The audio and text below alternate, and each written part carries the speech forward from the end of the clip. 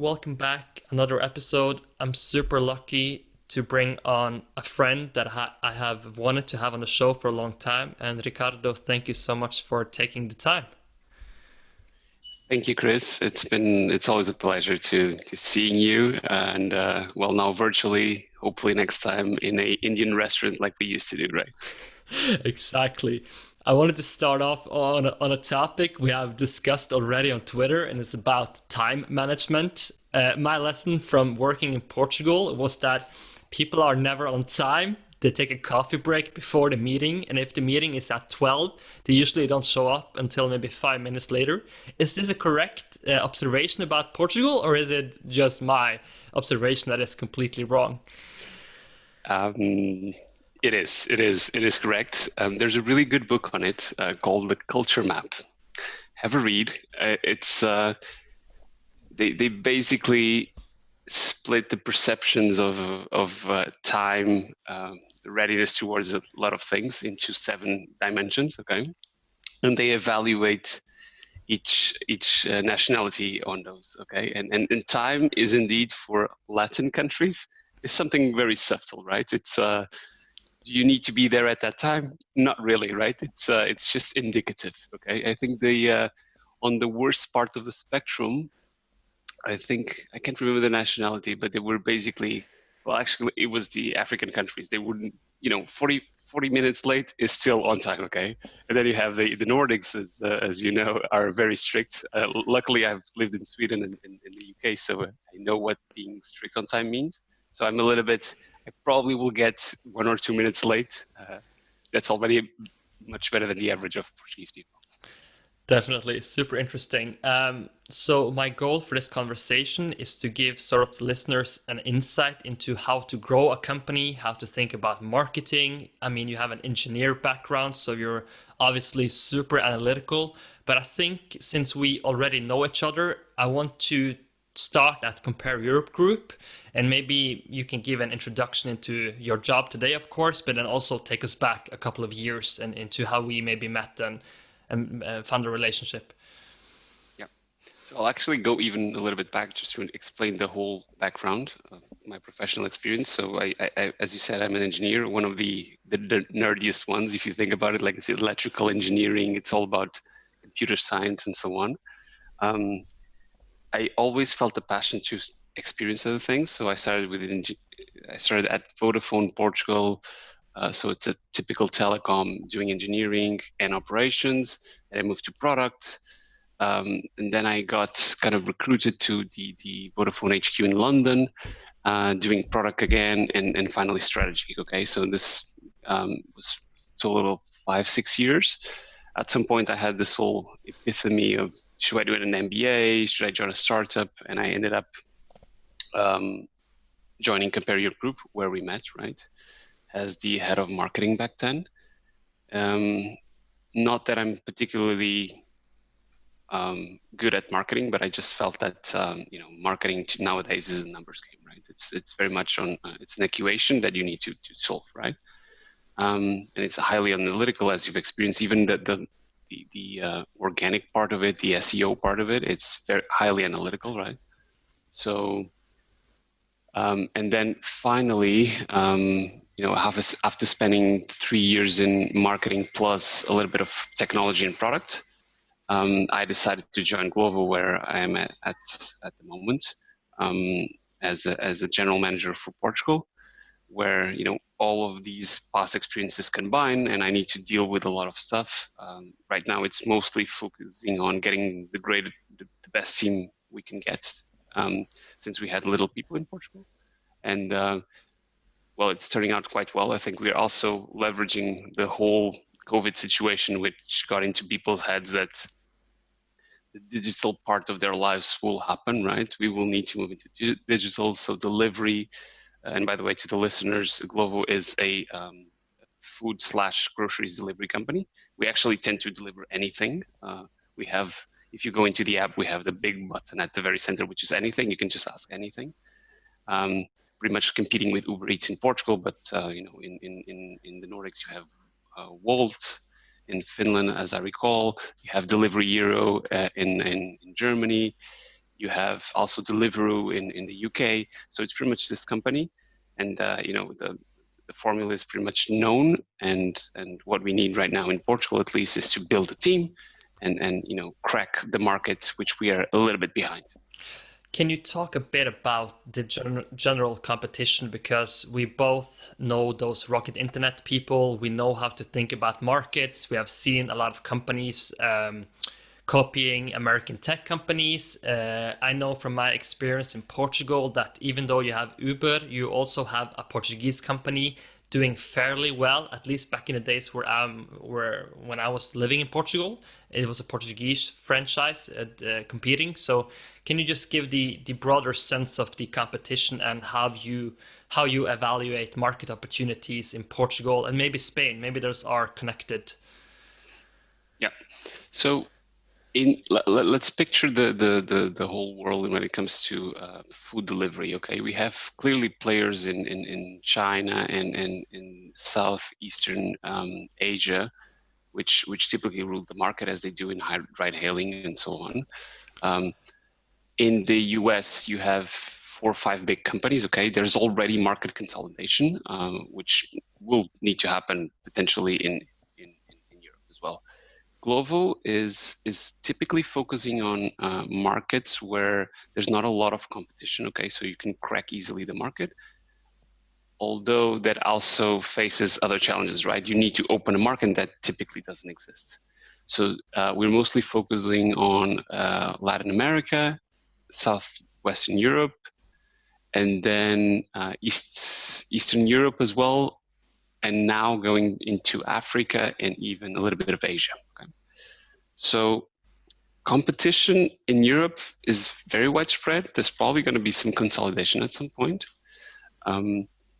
Particularly in Portugal, we are sort of lucky because there's only one big player. So you're not competing with lots of players. Well, I'm telling lucky because in the end, if we still are number 2, we're still fine. Okay. Obviously, we aim to be number 1, but if we were entering a market where you are already number 3 or number 4, then your margins are significantly less. Okay. I don't know if I answered your question. Yeah, definitely. So there is a place for Glovo in the roadmap in your head as well. I mean, you're an engineer guy, so it's just interesting to hear you talk about markets. I want to take you back to the decision where you decide that Compare Europe Group, your time is sort of over. You learned a ton. And then when you enter Glovo, what are some of the key lessons you bring with you working for those guys in Compare Europe Group? Because now you're becoming the leader of a new company in a new market, and I guess you will take the best practices from Compare Europe Group with you over to Glovo. Yep. So the time where I decided to join Glovo was the time where I felt that at Compare Europe Group I had already developed myself and given out the best I could to the company. Okay, I don't think I would have a lot more value to the company than I already did. Personally, I also felt that, okay, it's been 3 years now. I want to see other things, and I'll leave Compare Europe Group at the best I can, right? I will leave. Actually, I was talking to a friend yesterday. I told them that I left probably a 2-year roadmap when it comes to product and technology for Compare Europe Group. So it was, it was a job done, and that feeling that I need something else. When I joined Glovo, obviously all the experiences at Compare Europe Group helped me a lot because the model isn't that different, right? It's a marketplace model. So in the end, I think key learnings from Compare Europe Group was how to hire and the key piece of hiring is not allowing mediocrity. Okay, and that's something I clearly learned at. I made the mistakes at Compare Europe Groups, which I didn't do at Glovo. And then generally, how to scale a market, given that scaling pretty much becomes a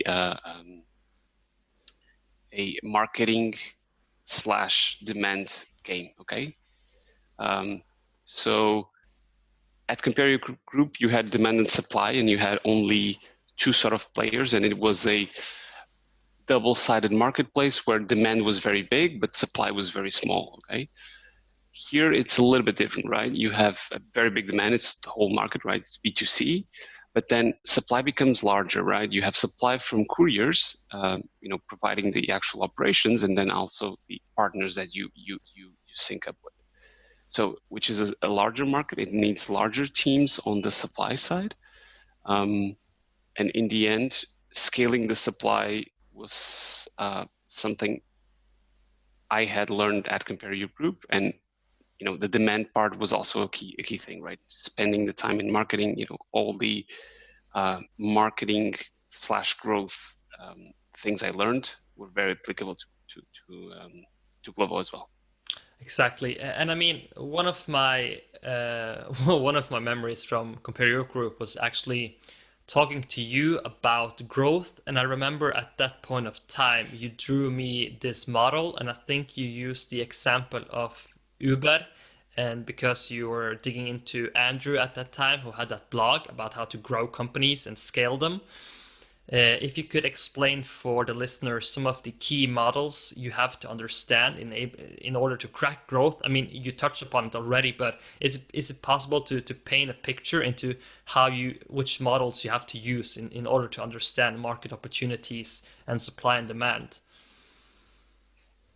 Okay, can you recall what model we spoke about? I think you compared Compare Your Group with Uber, and you talked about you have to understand the supply side and the demand side and where to put your focus, because often it's easier on one end of the spectrum, but they have to align because it goes into the operation. So if it's unbalanced, you'll have a huge problem in operations. So even though you can't crack it with marketing, you wouldn't like to do that because you need operations to also solve the equation you're making inside the machine, so to say.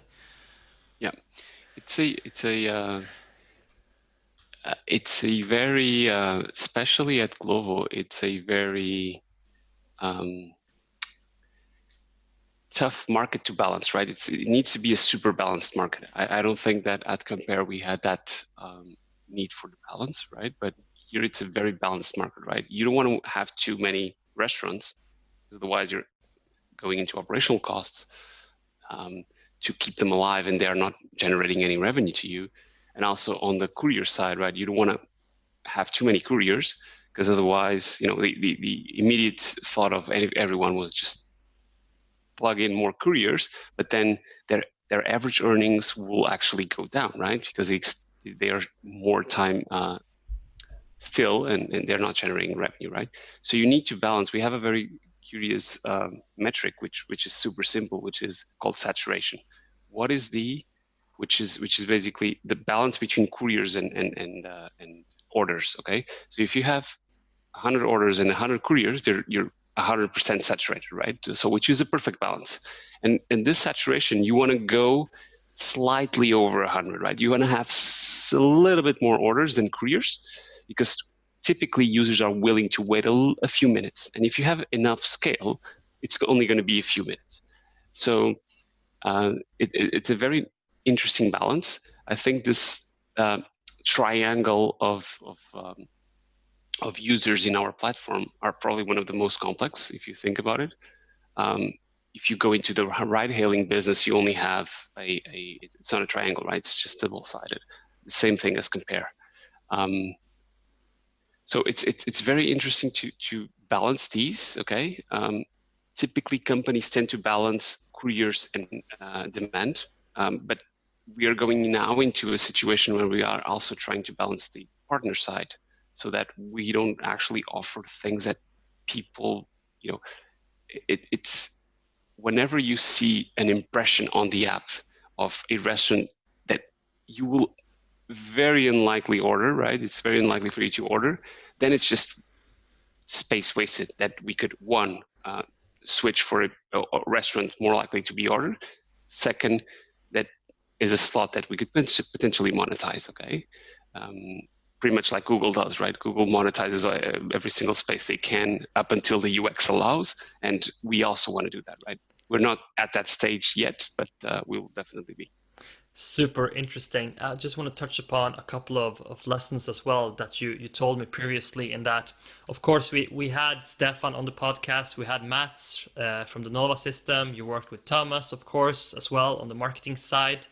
And now you are becoming a leader. Are there some lessons you're taking specifically from those guys? I mean, I think you said you have to trust but inspect, and you also have to be the change you want to see yourself. So you can't force people to change. You sort of have to change yourself and then expect others to follow your lead. Yeah. So I think in terms of one of the key lessons from them was how to set your bar when it comes to hiring, right? Luckily, I knew very little cases or markets of where you can't really find the talent, but typically you can find that talent, right? Talent is very tailored to what you need in that company, right? There's going to be a set of that person is going to be evaluated on performance, but also on culture, right? So you want to make sure that the culture is super aligned. My recommendations there is to make sure your culture is public. Okay, we at Glovo make it very public. Okay, what is our core values in terms of culture, so that everyone feels they're aligned to it. Okay, and so first of all, make sure you set that bar up. You take the amount of time you need to make sure that person is the right fit. Okay, otherwise it's just wasted time. It's going to be wasted time. Last month we did some at Glovo. We did some mistakes in hiring. Okay, because we didn't spend enough time. It was a calculated risk. So in our heads, we thought immediately, we might risk at hiring these people, but then let's be able to correct it immediately. Okay, and that's what we did, right? So then, when you actually hire these people, make sure you individualize them. Okay, you don't take a single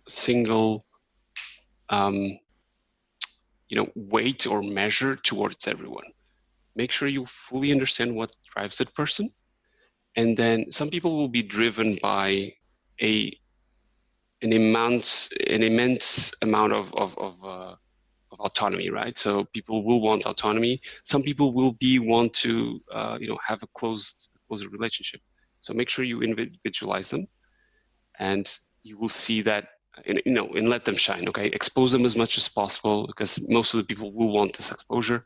And if you don't have the time to be able to spend this level of individualization onto the people, hire someone that does that as well, right?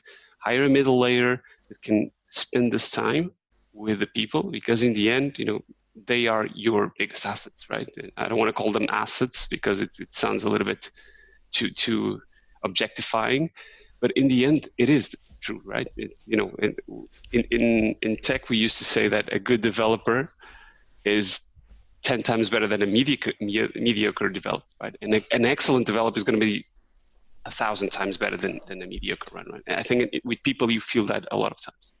I feel like, and this is just my hypothesis, but I'm pretty sure based on my experience that actually people follow a power law distribution, given that if you have one guy, he can actually outperform 10 other guys based on his experience. And the reason is very simple, because if you have a leader who takes decisions that can, the whole company is based on that decision. Of course, the guy with the most reputation and biggest experience can outperform other people in the same position.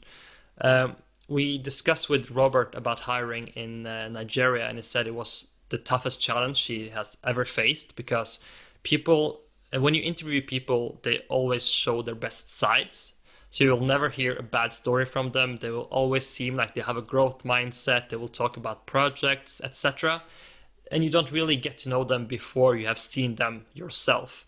So some biggest mistakes you can do when hiring is that you, of course, touched upon the time component. You need to take your time. And I guess you always are hiring in sort of, you need to talk to people, you need to have a roadmap, you need to see people, because a position can happen at any minute. So what are some of the things you should never do when hiring for a growth company?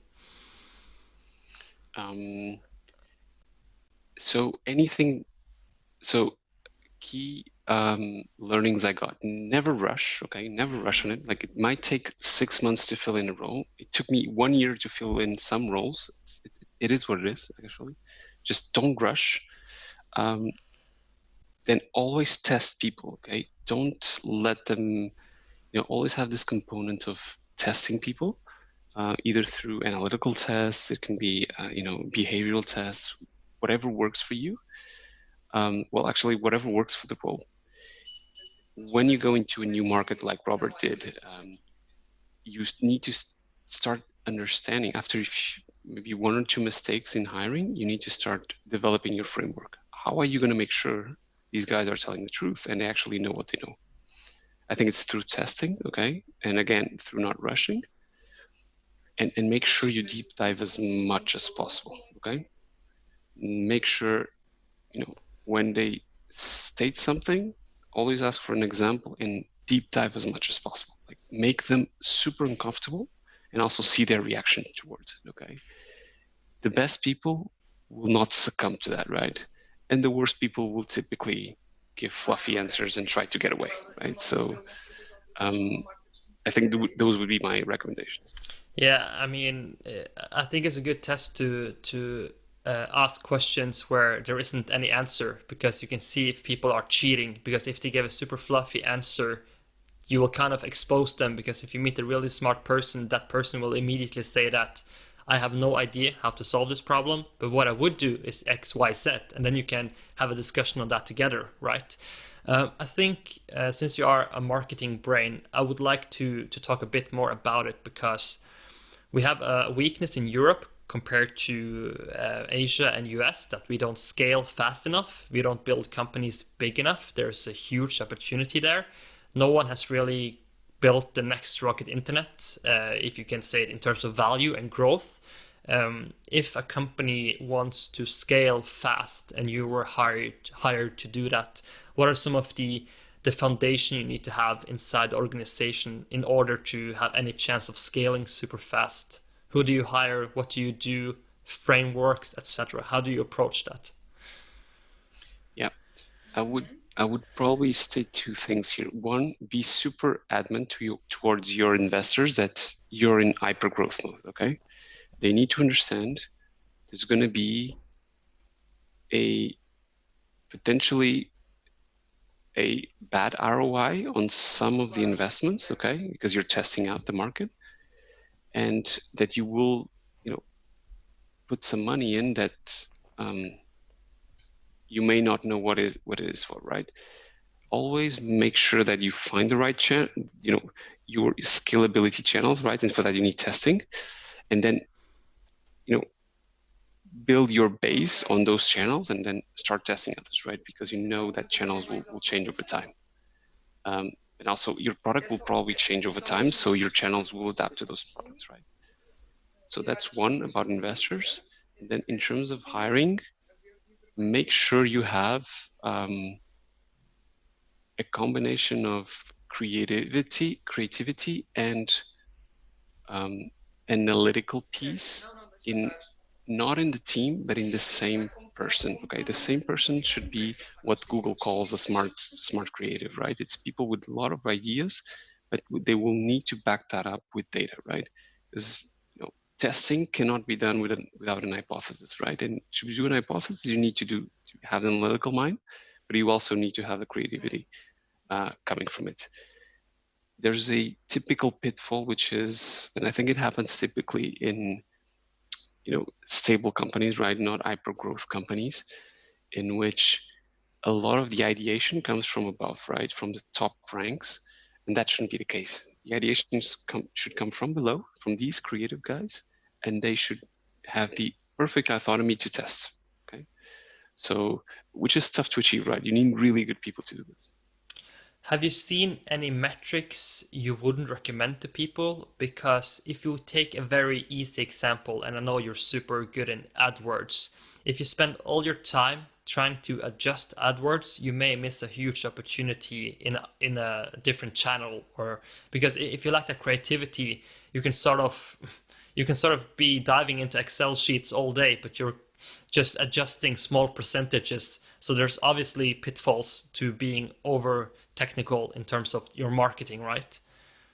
Specifically for hyper growth, you want to have people that are able to test these channels with a mindset where failure is possible, is actually encouraged, right? You will not have the right copy, you will not have the account on a clean state, and that is okay, right? That is okay for when you're pivoting the channel. Then when you do want to scale the channel, then it's proven that it's a good channel, you want to scale it, then you find more of a specialist type of profile, right? Obviously, these specialists would still need to be smart creative because there's still innovation within that channel, right? But then it's a different type of thing, right? But yes, make it very clear when you're testing something that it's hypothesis driven, right? It's you have your hypothesis. How do you prove it wrong or right? And have the metrics in place, okay? For marketing channels, you would look at, what is the percentage of new customers you're getting from it, right? If you're at a very early stage, you're probably going to get a high percentage. Then you want to make sure that this channel is good in terms of customer acquisition cost, right? That's another metric that you want to make sure, and in the end, it's what the investors are putting the money in for. And then make sure also there's retention coming from that channel, right? I can think of plenty of channels that will bring me very bad retention. And would you want to invest in those? Probably, at a smaller scale, I would say. Can you name those channels just quickly, given your examples? Because I guess it depends, right? It kind of depends on the company. Depending on the company business you're in, I think AdWords, everything related to performance marketing is nowadays typically a high retention / medium CAC, okay, low CAC even, I would say. For instance, at Glovo, it's clearly our biggest channel in that sense. Can you just explain CAC, Ricardo, because people may not know? That's CAC is customer acquisition cost. Okay, so that's the metric you want to look at when it comes to profitability, or to profitability in the end of the channel, right? And then you can, and typically these channels are also high on LTV, so long the lifetime value of that customer. So the ideal metric you want to look at is LTV over CAC, right? It's the multiples you get out of investing this, right? You want to look at things like definitely greater than 2, ideally 5 to 10, okay? So the money you invest in gets 10 times exponentiated through a period of time. This could be, 12 months, 24 months, whatever works for your business. So you have then performance marketing.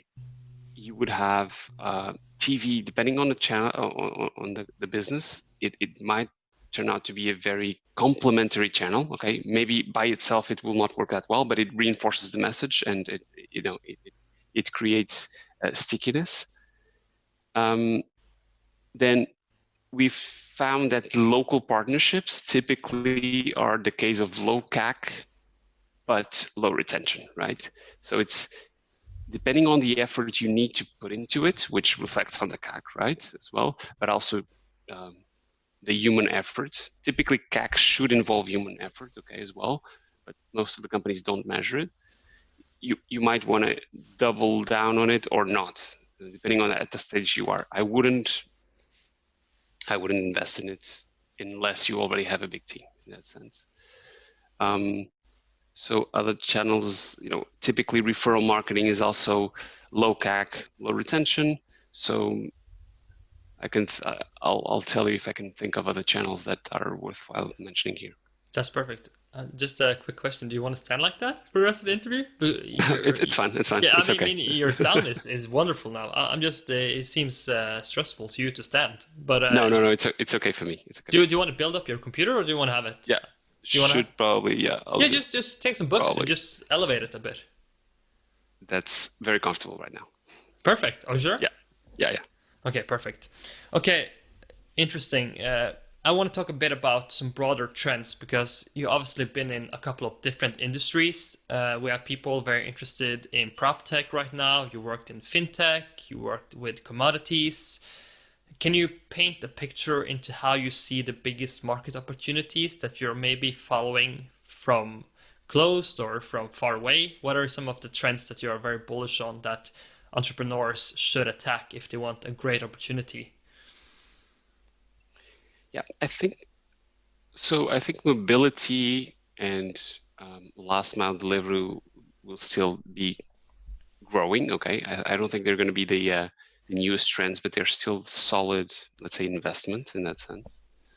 Um, as you mentioned, prop tech and fintech have shown already some, maturity in the, in the, I would say the product curve. So I think we're still, I think the fintech space is probably already, in terms of ideas, probably a little bit maxed out. Prop tech, I think there's still a lot of things to do. I've just recently spoken to a friend of mine that is aiming to, from the moment you want to buy a house until the moment you actually get there for the first time, he wants to digitalize it all. Okay, there's probably companies that do it pieces of it, right? Um, comparison websites will bring in the funding piece, right? But then there's how do you select the house? How do you go through the legal procedures around the house, which can be potentially digitalized, right? And then finally, I never thought about this as a digital thing as well, but how do you, from the moment the property is yours on paper, how do you get there, right? Like, how do you actually are there, right? There's renovations. There's, you need to change all your furniture there, right? Like the moving part. There's the getting your water, electricity and so on. Like, can these companies help there? For sure. And I think PropTech will explode there. Then I think generally biotech might be super interesting. There's a few, I think, approaches already. I haven't seen like the big change. I think there's a few things on, measuring your biometric signals, applying that into actual, insurance plus, being able to have your, elderly parents being tracked. But, there hasn't been a key revolution here. And given the recent, and also probably COVID will accelerate a few things, we will probably see a lot of things happening in that space. Are those trends, and I'm going to start with the last one, are those sort of the companies you're building based on the APIs to through Apple Watch, etc., and you kind of get your way into the market from that sense? Because I've seen some examples in China where they measure how much you walk every day. So if you can say to people, or they can measure that you walk 10,000 steps a day, you get a better insurance because they track it. So they know that you're, of course, yeah, you're better placed to not getting that insurance, or you have a healthier lifestyle than others. But I'm just thinking out loud now. Maybe it's easier to build those companies based on Apple technology where you're already on the hands on people because you can track those biometric data. Or do you want to build it separately?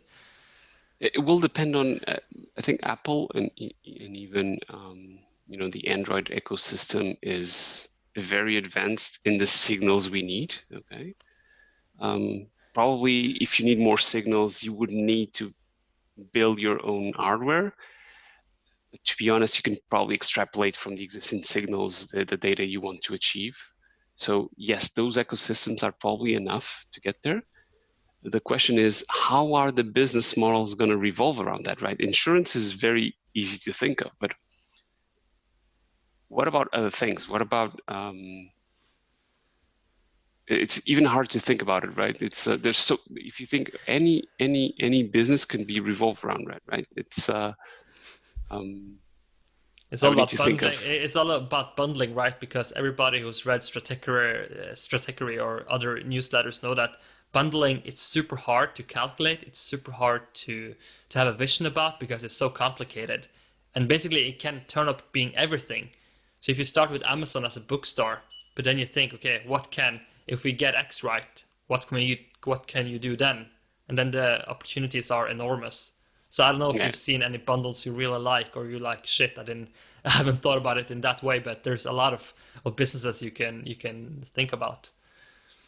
Well, it happened in the last mile delivery. Okay. Funnily enough, I think there's a few adjacent businesses that work pretty well. Okay. I think Uber has shown that having Uber Eats and Uber Rides in the same app actually works. Okay. Um, to be honest, I was a little bit skeptical at first because it's not really, it might be the same customer, but it's not really within each other's journey. Okay. It, you know, their data shows that it is indeed very adjacent, an adjacent business. Um, I haven't really thought of other cases where we might see this. I think these super apps, as the Chinese investors have shown, will start to pop up, right? I think that's the aim of all these apps is to become that super app that has everything. Why wouldn't they include biometric data? Why wouldn't they, if you think about it, it's such an ecosystem, they can become a fintech in by themselves, and I think they're trying to become with the couriers, right? If you need a loan, you just go to Uber, and Uber will provide that for you, right? So the fintech space, not sure about the property, maybe the proper. So yeah, maybe the prop tech can be applied to Uber, right? So you can have an asset, which is a motorbike or a car, can be reused, right? And so it's I think Free Now is doing a little bit of that, right? With I think they were looking into the renting of car space. So it's super interesting, right? There's going to be a lot of adjacencies, and consolidation of the whole businesses will allow that, right? As well. Exactly. Just a quick question before I move on. If you had to bet on one company to build sort of the super app that can do anything for you, what company would you place that bet on? And it's fine to have risk adjusted in terms of that you want the bet to be a high value. But if you had to put the money on a risk adjusted basis, where would you put it and what's the reason behind it? Well, definitely the Chinese companies that have been doing this for a while, they have been catering services within one app for a while. If I had to bet my money, on a low risk betting of bundling, I would probably go into Tencent, and potentially Alibaba will probably do something like that at some point. When it comes to Western companies, I think Uber is very well positioned there. I would probably bet on Uber. Cannot think of any. Well, Amazon in overall, I think Amazon will just maybe not consumer facing, but business facing will definitely become, in that sense, a very interesting ecosystem. I agree. I want to talk a bit about your personal development because you're obviously super smart, super talented, have an analytical brain. But I know you also read a lot. I know you absorb a lot of information. I know you work crazy amount of hours. I've seen you in the office. I think I can't think of one day where you left before me in work. I don't know if that says more about me than you, but at least that's a fact. Can you talk a bit about how you sort of view learning? Has that been natural from the start, or have you developed that over time, or? So, yeah, sure. I think. Well, thank you for the compliments, first of all. I think in sort of a advice manner as well. I I think each individual needs to look at what they're passionate about, right? I'm passionate about this instant delivery, anything that is super digital, and this is what I've been focusing my career to get to. So try to find that your passion. Okay, your passion will gonna enable a lot of things. Okay, so you're gonna work longer hours because in the end you're passionate about it. That's what makes you wake up in the morning. Then you're also, funnily enough, before I got into this whole instant delivery, what I read about, I think if you want to know what you like, just look at the newsletters you subscribe to, right? I read about this all the time. This marketplace idea, Andrew Chen was a very big influence there. And also, I think this industry captures a lot of the current talent pool, so it even draws you more into it. So find the things you love, because it's going to be so much easier to develop everything else. Then you need to devote an enormous amount of hours, and everyone, I think if you speak to all the CEOs, none of them said, "Oh yeah, I'm just smart enough. I put in 8 hours a day, and that's it." It's never like that, right? So this might be a little bit controversial what I'm going to say, but you're not smarter than anyone else, right? At some point, you have had your education slash training that enables you to get to a certain point in time, a certain point of knowledge. Now, how can you go beyond that, right? You need to develop a lot more time than all the average people. So it might be a little bit controversial, and you will need to exceed by a great amount the number of hours the average person does. But it's the only way to get there, right? It's devoting something to the things you love. And then about reading, I think it's also a second derivative to it, right? If you love it, you're going to read about it.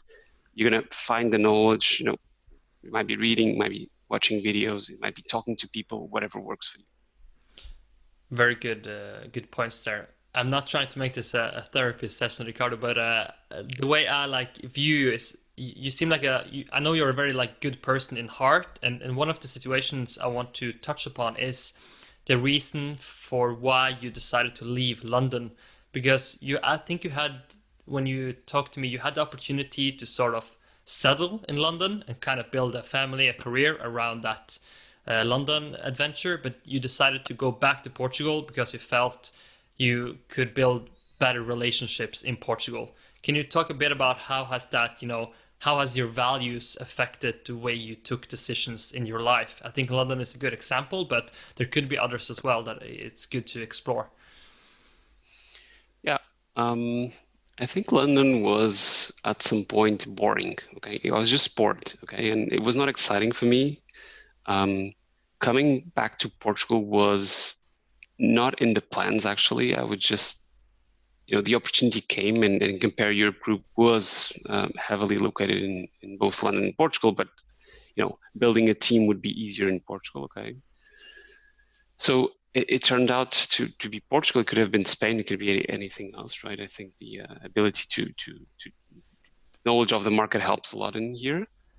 And going back to your question, I think a lot of people settle for what their parents want them to settle for. It's funny. I say parents. When I say parents, it's a proxy to society, right? People, I think the generation, our parents' generation, and what I typically call society, because it's the larger chunk of the society, was driven by things like job security, having their own car, having their own peace of mind, and if you settle for what the others want, then you're just not going to be happy, right? When you look back when you're 60, you're not going to be happy, and so just think independently. I think independent thinkers are always what you always want, and think independently, and see what makes you wake up every single day. I think it's a very good proxy of, are you happy of waking up every single day? Do you wake up before your alarm because you're super excited for what's going to come? I think that's what you should aim for. That might not be work, by the way. I'm saying this. It might work might be having a family, whatever drives you, right? It's yeah, definitely. I think another example that is relevant in this discussion is your relationship with your fiance. I think she worked in Switzerland at this point of time, and I remember me and you having a conversation at a sushi place, I think, and I tried to be a bit mad because you said she worked in the cigarette industry, or was it right? Yeah, exactly. And then this is typical Ricardo, because then I said to him like, how, why? But and then you said to me, well, she's trying to change it from inside. She's trying to make the industry better. And I mean, that just shows the way you're thinking about stuff. So if something seems very bad, you always have a way of looking at the other way. And I think that's a good example on how you can view problems. And I don't want to say I work in the oil industry, for instance, because oil is super bad reputation right now. So I mean, it could be interesting to just talk a bit about that as well. Yeah. I think in all of us, you should always aim for impact, right? So make sure what you're doing is changing something.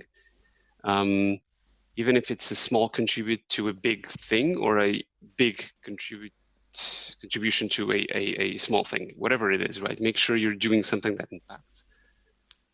In her case, it was very clear, right? She's trying to shift the whole habit of you picking up a cigarette into something more electronic, which is less harmful, not so much for you, but for the people around you, because you're still going to be addicted. But at least the people around you and the whole smell around it, it's better, right? And I think if you look deeply, there's going to be little companies these days that do not aim for something better. Okay, what they do might be not good from a perception piece, but they will typically go for something better.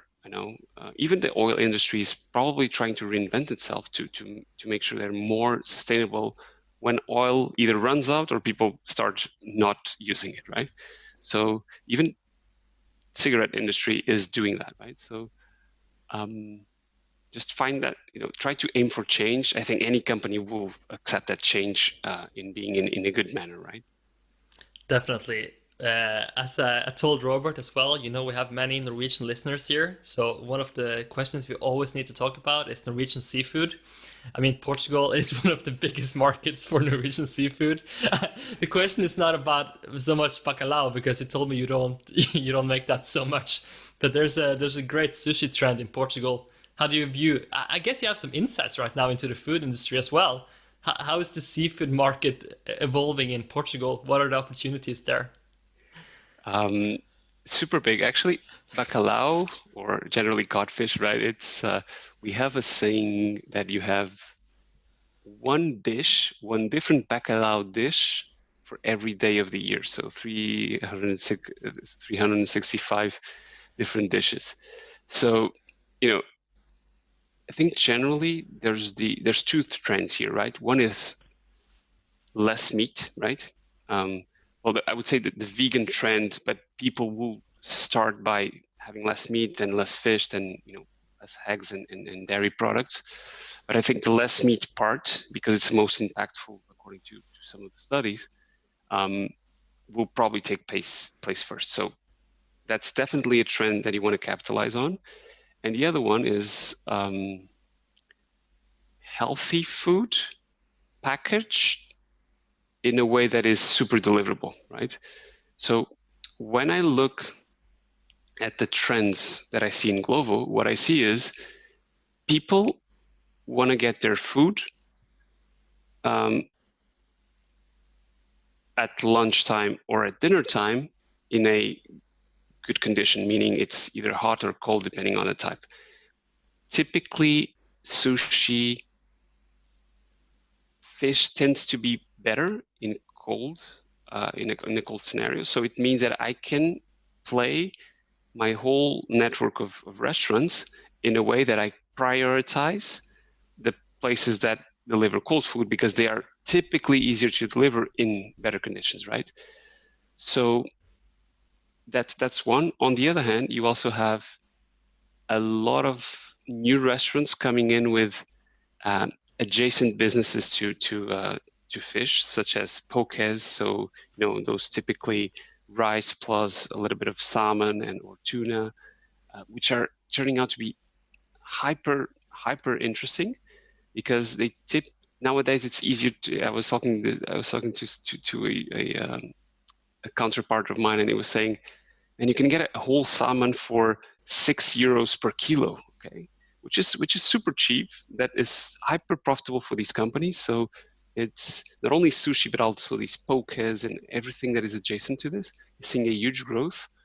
Generally, all healthy food is seeing huge growth. So and typically most of the healthy food will be this type of fish slash sushi type of food.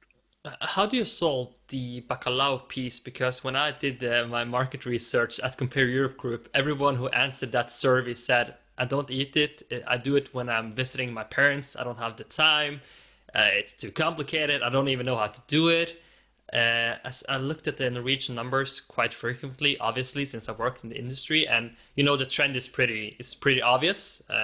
Older people die, younger people grow up, don't have the same habits.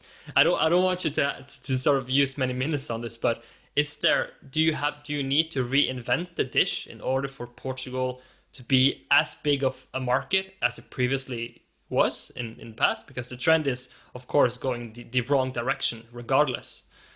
Yeah. So two pieces of information here. Typically, Portuguese consume salted bacalhau, okay, which means it's dried, salted, and it's kept that way for longer, right? And that was the way our grandparents and even parents bought it as a supermarket. When I was at London, you would already see a lot more fresh bacalhau, which is super tasty, and I think it still hasn't gotten to Portugal yet. Okay, I think there's already some dishes around here. I see people wanting to buy those dishes, so I think it's going to grow. In that sense, it's just not going to be salted.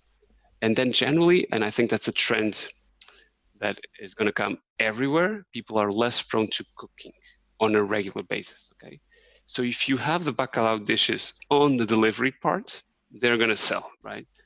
So when you get the feedback, oh, I don't cook bacalhau because my grandmother used to do it, but I don't do it anymore. The question is, how many times do you cook versus your grandmother? And that's probably 3 times less, 4 times less.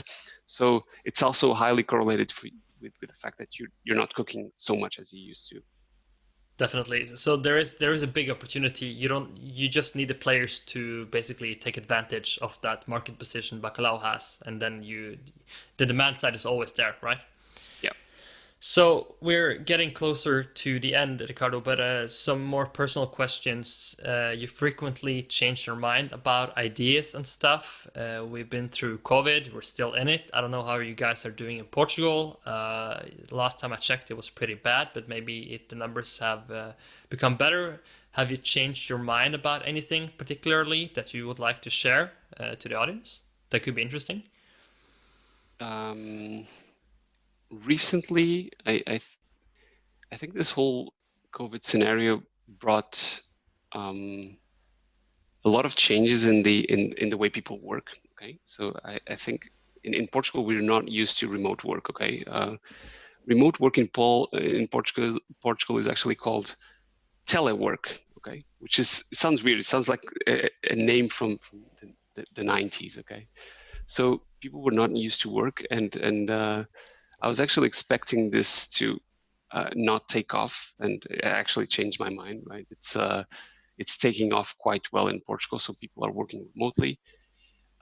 Even in our company, we actually became quite productive at working from home. I'm not forcing anyone to go to the office because people are still super productive and they're happy.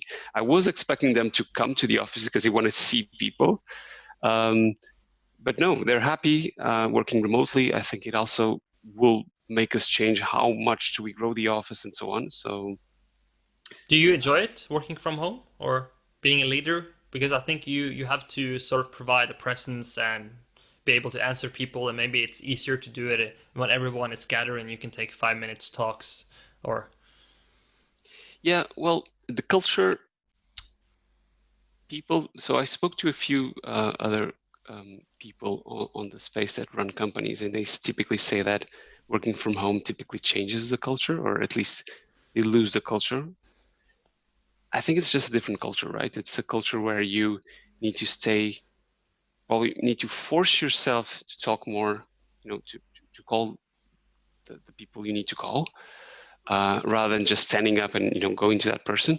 But it also creates a sense of each one is responsible for their work, and I don't want to interrupt you by standing up and going to you because you might be super focused. So it creates a barrier to communication, and you will tend to focus on asynchronous communication. So through emails, through chat, that doesn't require the other person to lose their focus, and you're still going to be achieving the same thing, right? It's just not. Most of the times, you don't need that sense of urgency, that getting up and talking to that person, knowing that you will probably interrupt that person. So COVID also changed a little bit that, and we're seeing better productivity that way. So actually, you're very bullish on the consequences of remote, because if you view the discussion, people with skin in the game will try to win their argument. So of course, landlords will never accept a narrative where people only working from home actually works pretty well. Depending on the industry, I think the tech industry will. I think this will only accelerate a 90% remote work in the tech industry. There's little, if you think about tech, you probably need, and I think they're more used to asynchronous communication already through the tools they use. You can probably have a workforce of 90% of people working from home. Maybe on the sales side, not so much. What I find interesting is, especially after what happened with WeWork, right? How is this whole space going to develop, right? So people will get tired from being at home, but WeWork failed. So what are the next ideas that are going to come out of it, right? That's super interesting. I asked you to bring some of your favorite books. Some of them are already pretty well mentioned, but the last one is a biography. Do you want to give the pitch why to read that book, and maybe also what are the key lessons you took out of reading about that particular person? Yeah. So I think Elon Musk's biography is probably it does give you a good insight on how that brilliant mind thinks, right? What he prioritizes, how do you mingle technology and economics like he did, right? And how big can you think, right? How big can a person think and be bullish about it? Maybe a little bit too bullish on a few topics, but that's the path he takes. So it not that I particularly like a few things about him, but it got me the insight on how he thinks about life. A little bit extreme in some cases, but I think it's always a good read. Definitely, I enjoy that a lot, and also just read about. It's a big adventure. I mean, he has a pretty horrible family history as well. I mean, there's some relationships there that didn't quite go as well when you try to leave your country at that young age. So it also, I think those types of persons, and I haven't met Elon, but I have met people with similar backgrounds, and what you quickly realize is that those people, they may seem super confident, super cocky, super visionary, but they have flaws as well, right? It's not like they're never experienced bad stuff happening to them. So maybe that's their way of coping with stuff inside them, to think that big, to be that bullish.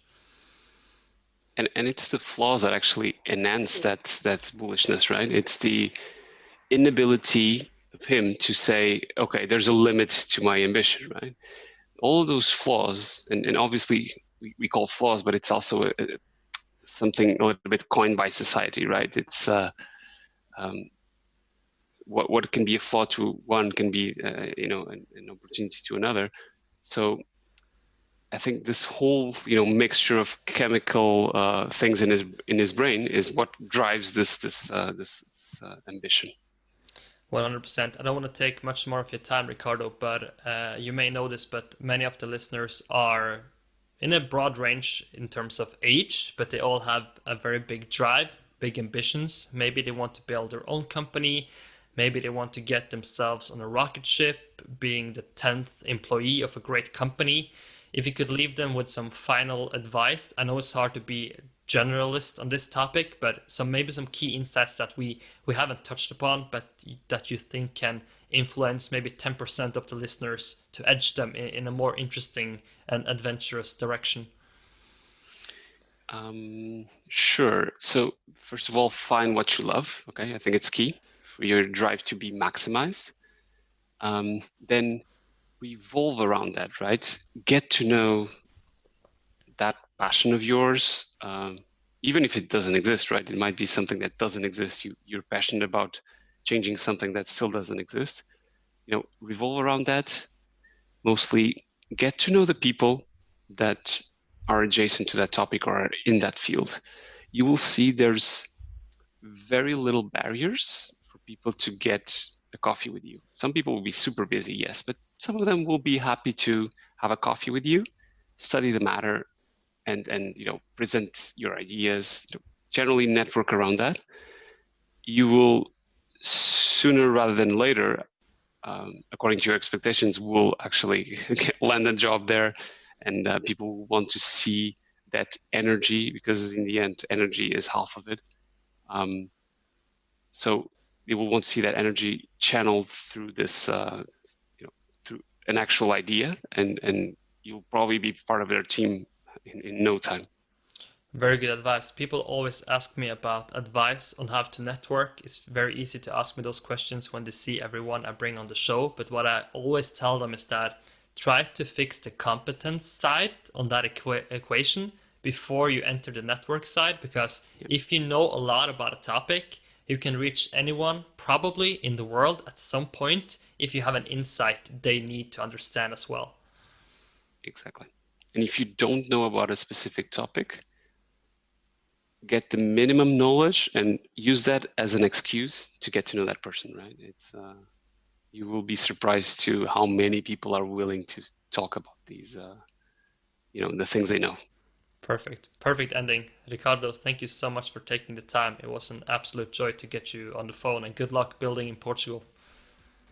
Thanks a lot, Chris, and a warm hug to all the listeners. Perfect. Okay. Bye, guys. See ya. Hi, everyone. Christopher here again. Just a few things before you leave the show. If you like this episode, it would be great if you could give it a review and also share it with your professional network. If you want to get in touch with me, Twitter is the place. Just go to @ChrisVonheim. You can also find this information in the show notes. Hope to see you tune in to the next episode, and take care.